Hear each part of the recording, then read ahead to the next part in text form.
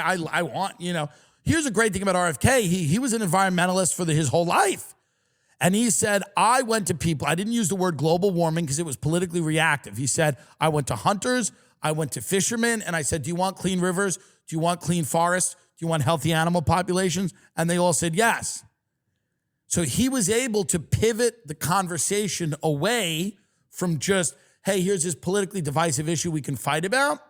He was able to reframe it as, hey, here are things we should all care about and that affect you in your daily life.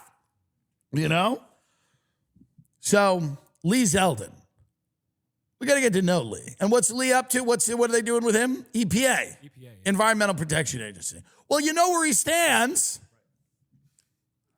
We can't get too nuts with protecting the environment. We have to ride the line. I'm telling you, I know that sounds crazy, but if you're going to protect the environment at the expense of people's lives, and it'll never work. Worrying about the environment, there's a luxury to that. And I know that people are getting mad at me now, or they think it's ridiculous that I'm even saying this. But there's a luxury to being able to worry about it. If you do not have food, if your kids do not have clothes, if you cannot afford things, if you are out of work, or if you are working multiple jobs and you barely have the time to try to be a parent to your children, your first thought is not the environment. It's true. So the material considerations of people's lives are incredibly important.